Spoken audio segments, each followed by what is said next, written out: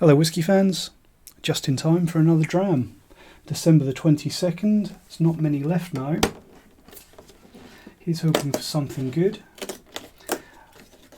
I do think that this premium whisky advent calendar has been worth the time and money so far, but how shall I say, I think that we've had some average drams lately, the last 3 or 4. They've all been good. There hasn't been anything bad.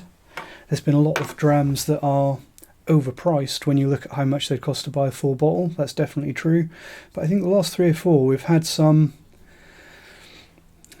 The Glenallachie was good. The Quartermaster was good. But I feel like it's been a little bit of a downward trajectory since around the middle point.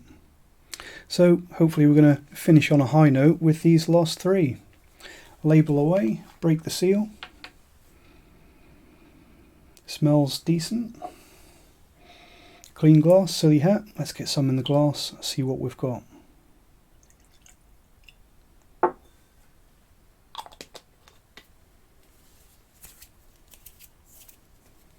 don't think I've destroyed the table yet.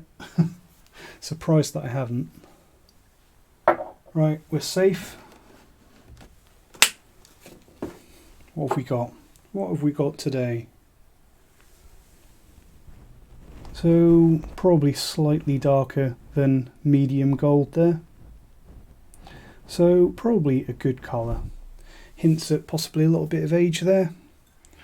If it is natural colour, and you'd like to think that the average whisky in here is on the older side, so you would think that something around a middle tone is going to be natural, hopefully.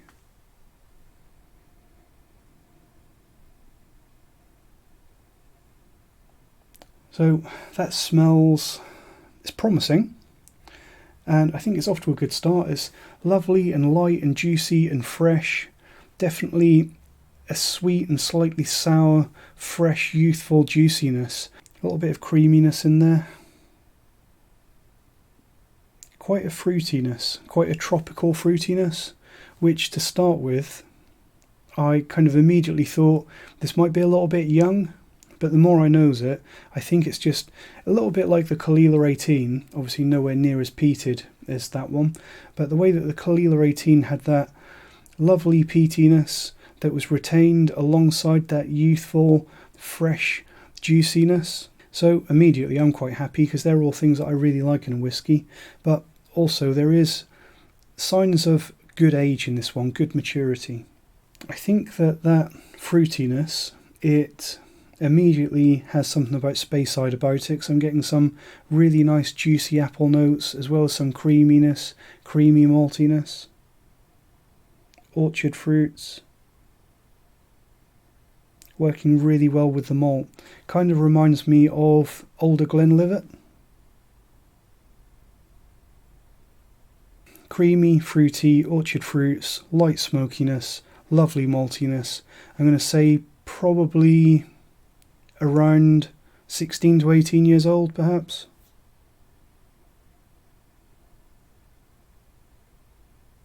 There is something about this one, though, that doesn't seem quite traditional.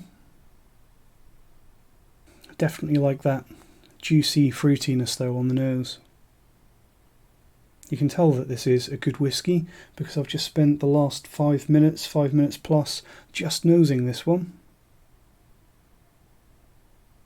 Haven't even got around to tasting it yet.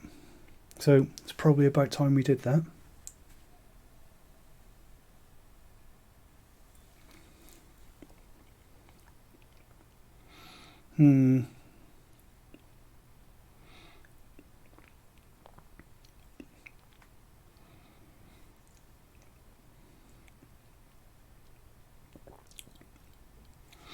So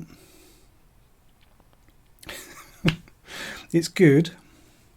I like the flavours that are there, but what I'm concerned about is that the ABV does not seem very high at all on this one. I'm going to guess that this is probably 43% ABV. I was actually drinking a Bushmills 10-year-old single malt before I started recording this video, And the Bushmills, even though it's 40% and only 10 years old, has a touch more body than this one, I must say. So I think this might be another one that's crippled a little bit by the ABV, because as I've said in a lot of these reviews, when you reduce the ABV that much, the nose is often intact, but then when you get to the tasting, the actual palate of the whiskey, it's crippled.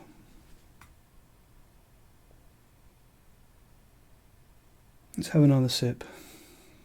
This is one of the things that really bugs me about low strength whiskey. A lot of people think that high ABV whiskey is bad for you, that you shouldn't be drinking these paint stripper whiskies at cask strength, especially a lot of people that aren't whiskey enthusiasts. They think that high strength spirit is just a hazard to your health, but smelling this one and getting all those beautiful aromas and then tasting it and not getting those beautiful aromas and not getting the body and the complexity and the intensity, I'm immediately thinking I should take a slightly larger sip of this than I normally would to see if I can get more of those flavours. And that's terrible.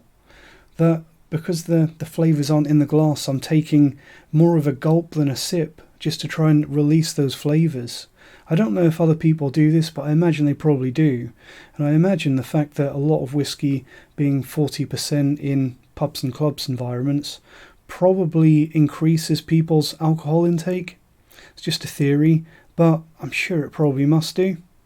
When you're presented with something at minimum strength that is gulpable, then that's going to encourage at least some people to gulp rather than sip, and that can't be what we're aiming for, can it? So, slightly larger than normal sip to see if I can get some more of those flavours out of this one.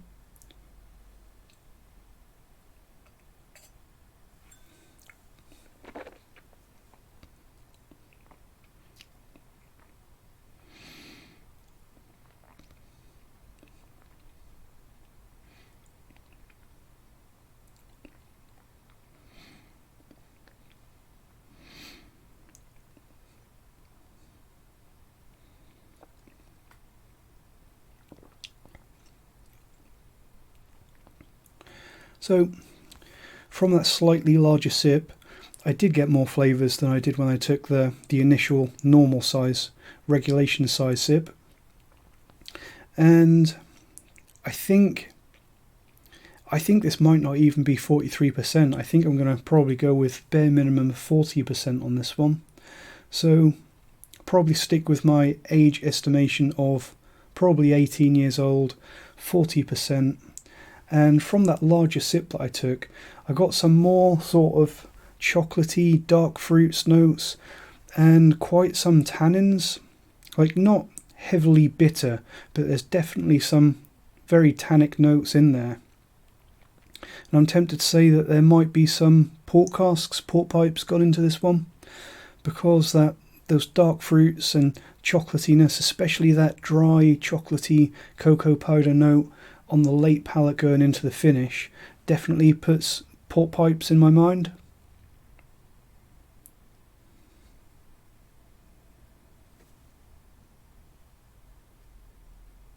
So, if we are going to go out on a high note in this calendar, I think it's down to the last two, because I think this is going to be another one.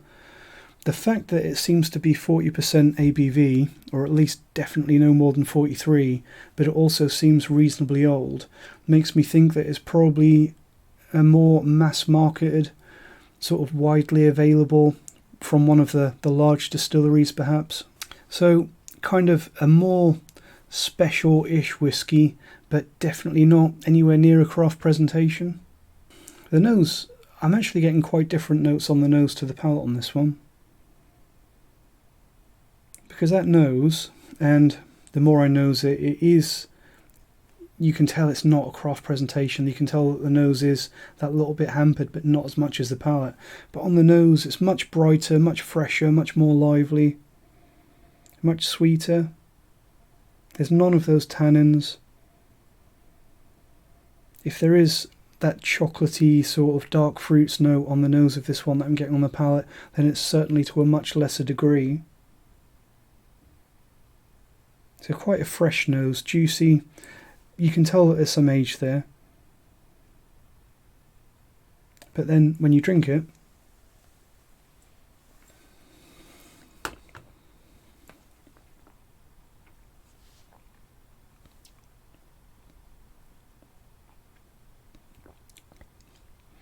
very chocolatey.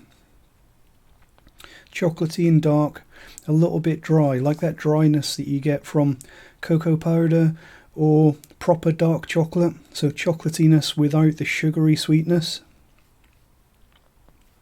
So 18 years old, minimum strength. Again, I've said in some of the other videos from this calendar, I've guessed maybe the new 18-year-old Glenlivet at 40%. Haven't tried that yet, but every time I get that kind of Speyside profile at a low strength but a high age, I'm always led to think about that one. But other than that, possibly, I don't think this is like an 18-year-old Dalmore or anything like that, although it has that profile of kind of premium made but non-premium presentation. Let's have a look what we've got. If this is another high strength craft presentation, I'm going to quit. Okay, so Balvenie 21-year-old portwood finish, single malt Scotch whisky, 40%. So I think I said Speyside, orchard fruits, that kind of thing. I guessed around 18 years old, and this is actually 21 years old, but I did guess port.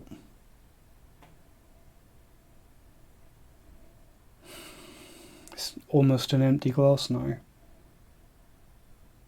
but in a way it sometimes helps when you nose an almost empty glass because you get a lot of evaporation going there. And I'm actually getting more maltiness from this almost empty glass than I did when there was whiskey in the glass. But it's definitely a maltiness. But I think the highlight of this whiskey is really the nose, because the nose is it's a little bit more intense and much juicier, much fresher, much more complex. When you get to the palate, I think it's a little bit hampered, a little bit overburdened by those port pipes.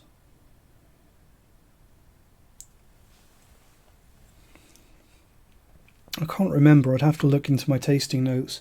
I'm not sure if Balvenie actually ever did like the 18 or the 21-year-old as a more craft presentation. I've got a feeling they might have done it at 43% years ago. But to offer a 21-year-old whiskey with a finish on it is bad enough. But to then dilute it down to minimum legal strength, it's a little bit criminal. Let's do a little bit of research, see if we can find a price on this one.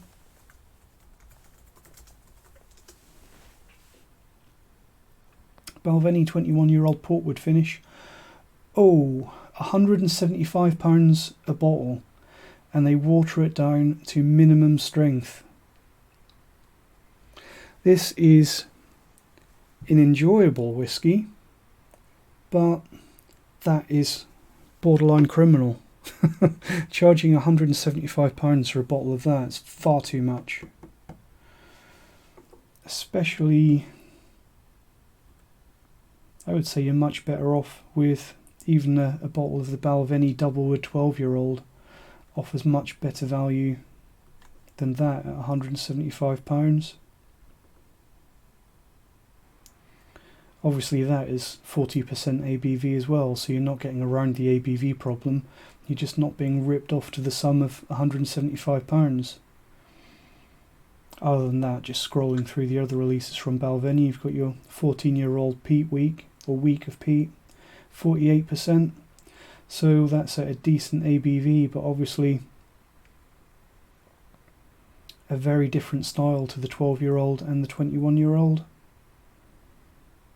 So yeah, Balvenie is a distillery which, for the whiskey connoisseurs out there, is a little bit hard to like.